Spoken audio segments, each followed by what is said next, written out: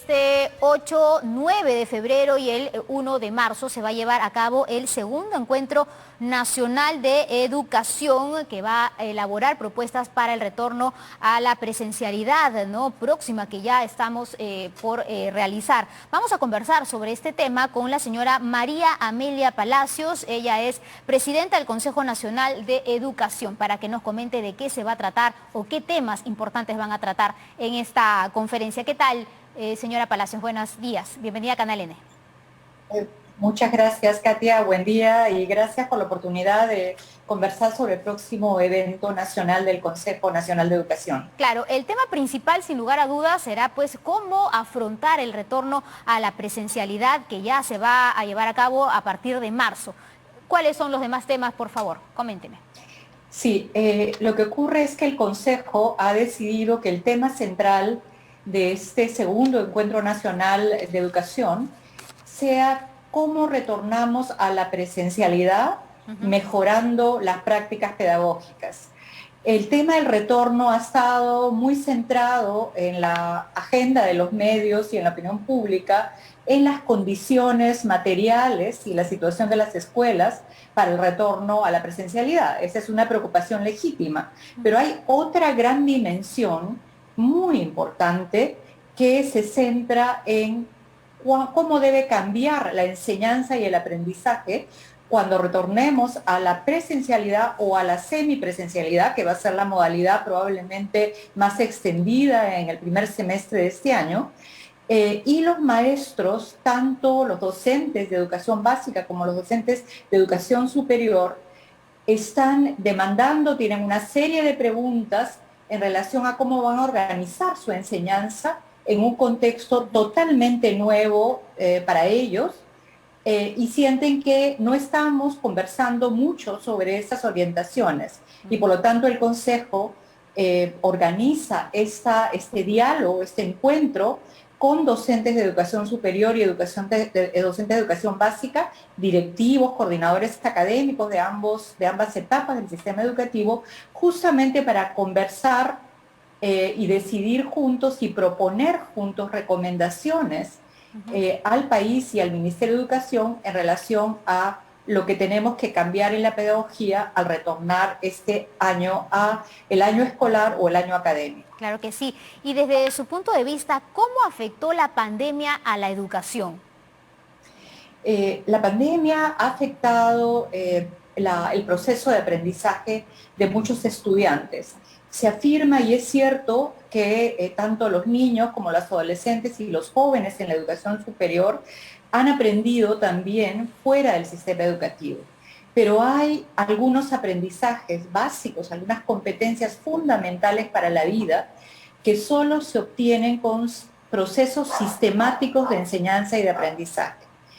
Esos procesos sistemáticos de enseñanza y aprendizaje no han podido ser replicados o repetidos o desarrollados, diría más correctamente, en la educación remota de emergencia con la misma sistematicidad e interacción permanente con el estudiante que cuando lo hacíamos de manera presencial.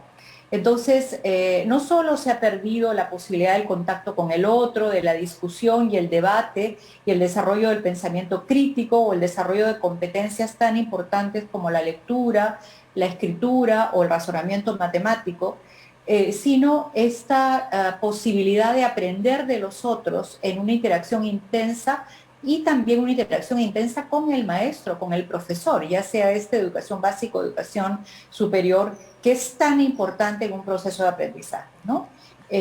Estamos todos de acuerdo que hay que ir fortaleciendo la autonomía para aprender por sí mismos, tanto de los niños en todas las edades, digamos, pero en el proceso de aprender es necesario también tener la posibilidad de interactuar con otros para aclarar preguntas, aclarar dudas, para hacer propuestas, para oponerse, digamos, a algunas ideas, inclusive y sustentarlas. Todo eso que requiere no solo una lectura o un trabajo solitario de aprendizaje, sino requiere aprender con otros. Eso es lo que de alguna manera hemos perdido, la sistematicidad en el proceso de aprendizaje y la interacción social para aprender. Claro que sí, y sin lugar a dudas también la educación remota durante esta pandemia ha dado a relucir también muchas carencias, ¿no? Como la conectividad, que la educación no es la misma para todos, por la falta de equipos, de computadoras, de tablets, en las zonas más alejadas del país o en las zonas más vulnerables, pero también ha dejado un compromiso, ¿no? ¿Cuál sería el compromiso, el aprendizaje de esta situación? Sí, lo que ha mencionado usted, Katia, es tremendamente importante. Yo no lo mencioné en mi primera intervención. Se han profundizado las desigualdades por las razones que usted acaba de indicar. Es decir, no todos tuvieron acceso a Internet, no todos pudieron usar la tecnología que estamos utilizando hoy día a través del Zoom. Se usó el teléfono celular con llamadas y el WhatsApp como la tecnología más extendida para mantener la interacción entre el profesor y el alumno. Pero esa interacción además fue corta, a veces solamente de un par de horas a la semana, es completamente insuficiente para el aprendizaje, ¿no? Entonces, ¿qué tenemos que hacer en relación a esas desigualdades y a esas brechas que se han incrementado? Esa es su pregunta. Creo que tenemos que hacer un esfuerzo nacional, en principio, por recuperar a todos los estudiantes.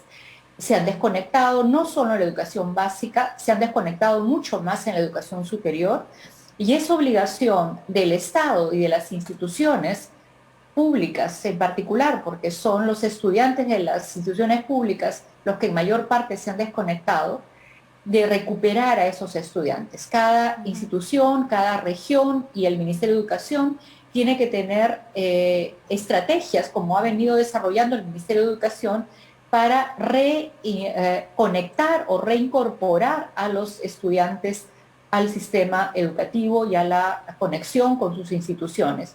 Sin eso no hay aprendizaje, no hay enseñanza tampoco, ¿no es cierto? Entonces, ese es un reto nacional en el que tenemos que comprometernos todos, empezando en el caso de la básica, con los padres de familia, que estén, digamos, que entiendan la importancia del retorno a esa interacción profesor-alumno y que por lo tanto vigilen y cuiden y animen a sus hijos y a sus hijas a retornar a la presencialidad o a la semipresencialidad.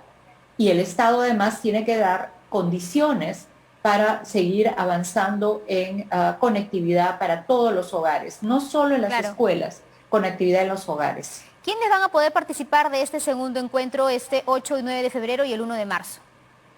Principalmente quisiéramos que estuvieran docentes de educación básica y docentes de educación superior, porque el encuentro quiere partir de la experiencia durante la educación remota. O sea, no estamos solo mirando el futuro sin mirar el pasado. O sea, al contrario, nuestra metodología es miremos qué hemos aprendido del año 2020 y del año 2021 en la educación remota de emergencia, que ya no debe continuar porque debemos pasar a la modalidad semipresencial, presencialidad hasta donde se pueda y a distancia hasta donde se pueda.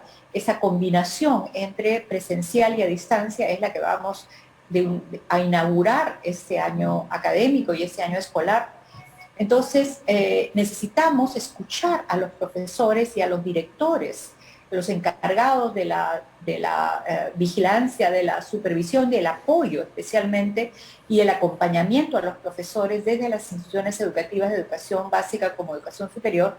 Necesitamos que ellos y los docentes nos cuenten cómo ha sido y qué dificultades y qué lecciones han aprendido, qué ha funcionado durante la educación remota que nos sirva para mirar ahora la educación semipresencial o la educación combinada entre presencialidad y educación a distancia, ¿no? Claro, si me Entonces, permite. queremos aprender de los 2 años anteriores y luego empezar a discutir el futuro preguntándonos qué debemos mantener de lo bueno que hicimos durante la educación remota a distancia y qué necesitamos cambiar, no solo de esos 2 años anteriores, sino de nuestras prácticas anteriores, desde 2019 hacia atrás. Claro. ¿Qué es lo que ya en la pedagogía no debe continuar? ¿Qué es lo que debemos cambiar en nuestras prácticas pedagógicas para afrontar este nuevo periodo, estas formas combinadas de educación entre presencialidad y educación a distancia, o inclusive en la presencialidad?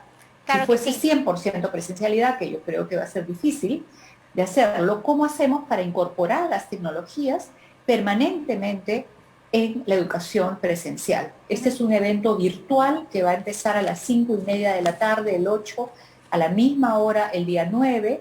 Se va a transmitir todas las conferencias públicas y los plenarios se van a transmitir por Facebook Live del Consejo Nacional de Educación, es decir, por lo tanto, son abiertas a todo público. Por supuesto, también a padres de familia y a estudiantes que estén también preocupados como por cómo se aprende, cómo aprender en este nuevo contexto, en estas nuevas modalidades que son nuevas para todos.